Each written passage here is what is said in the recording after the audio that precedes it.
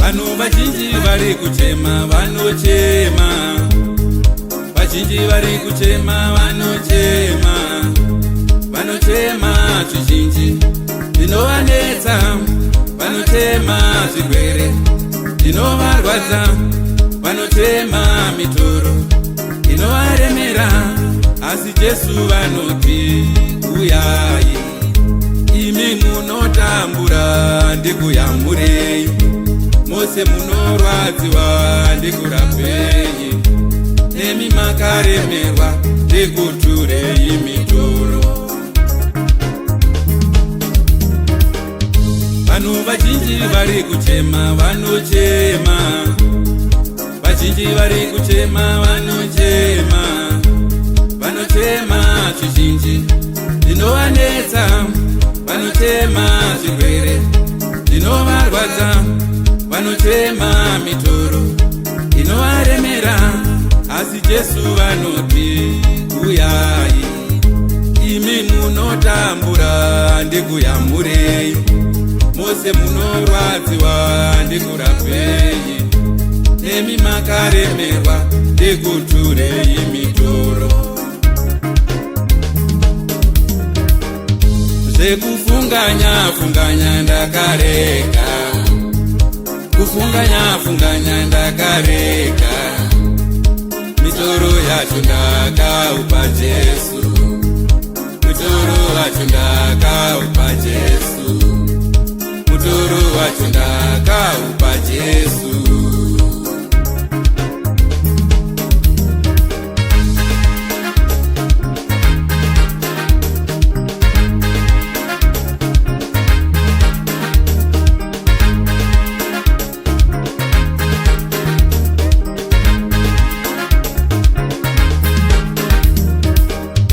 Shiri dzedenga hadzigoni kurima, Mwari vanodzipawo zvekudya. Shiri hadzina kupera dzakamborima, asi Mwari munodzikudza dzose. Shiri dzedenga hadzigoni kurima, asi Mwari munodzipawo zvekudya. Shiri hadzina kupera dzakamborima, asi Mwari munodzikudza dzose. Zvekufunganya funganya ndakareka, zvekufunganya funganya ndakareka, mutoro wacho ndakaupa Jesu, mutoro wacho ndakaupa Jesu, mutoro wacho ndakaupa Jesu.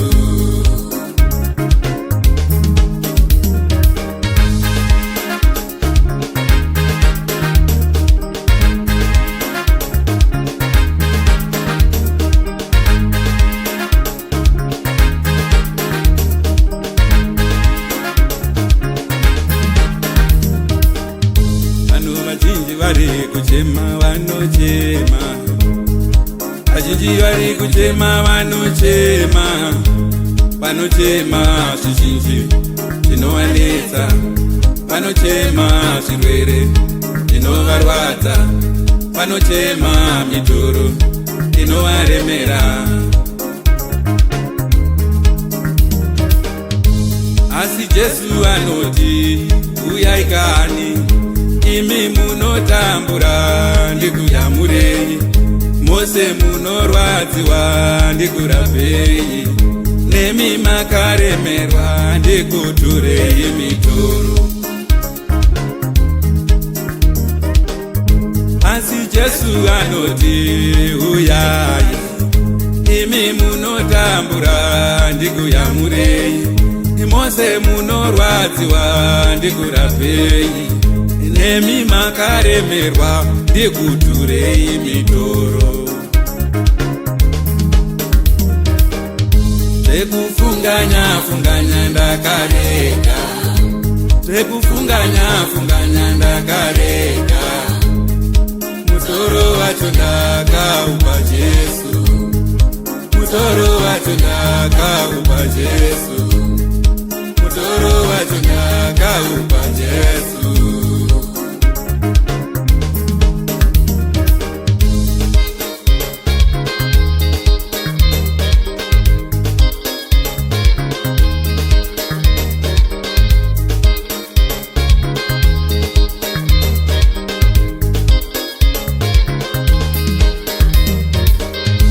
shiri dzedenga hadzigoni kurima, asi Mwari munodzipawo zvekudya.